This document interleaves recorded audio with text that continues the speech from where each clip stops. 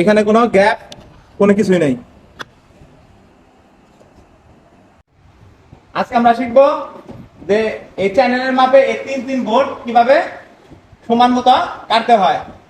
যখন আমরা একটা ওয়্যারিং করি, ওয়্যারিং এর ক্ষেত্রে এই চ্যানেলটা অনেকভাবে রাখা যায়, যেমন অনেকে এইভাবে রাখে, কিন্তু আমাদের সবথেকে বেটার ওয়ে হচ্ছে চ্যানেলটা যেন একটু ভেতরে থাকে।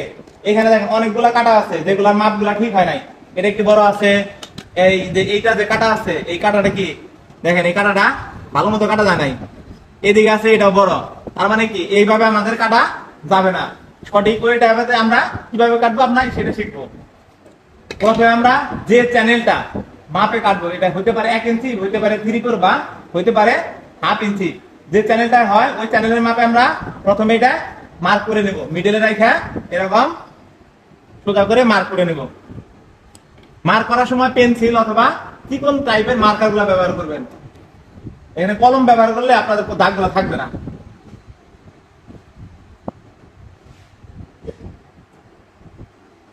দেখেন এখানে আমরা চ্যানেলের মাপ অনুযায়ী একটা মার্ক করে নিছি। এরপরে আমরা এখানে বসাবো, বসানোর পর আমাদের চ্যানেলটা যতটুকু থিকনেস অর্থাৎ উচ্চতা অনুযায়ী টেবিলের উপরে রেখে আমরা অনুরূপভাবে এরকম মার্ক করে দেব। তাহলে এই হলো আমার যে চ্যানেলের মাপ অনুযায়ী আমার কাটলে হয়ে যাবে। এখন এই মাপ অনুযায়ী এই হেক্সো ব্লেড দিয়ে আমরা এটা কাটবো।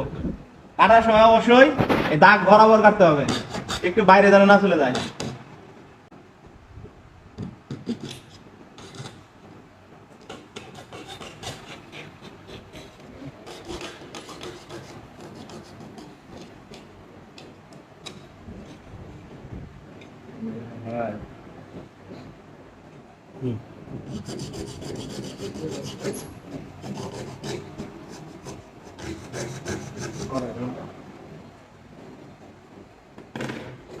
এরকম যখন কাটা হয়ে যাবে তখন এই যে দাগ বরাবর আমরা ট্রাই স্টার আর নাইফের মাধ্যমে দাগ বরাবর যে মাপ অনুযায়ী এটা টান দিলেই হয়ে গেল। তারপর আমরা এখানে যখন হালকা একটু বিপরীত দিকে নিয়ে যাবো তখন আমার এটা ভেঙে যাবে। যদি আমাদের এই সাইডটা যদি প্রয়োজন হয় যে একটু মসৃণ করার, আমরা ফাইল অথবা যদি হালকা একটু বেশি থাকে কাটার প্রয়োজন হয়, তাহলে আমরা নাইফ দিয়ে একটু হালকা করে কেটে নিতে পারবো।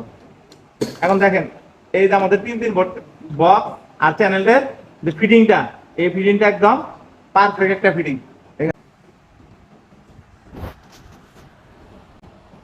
এখানে কোনো গ্যাপ, কোনো কিছুই নাই।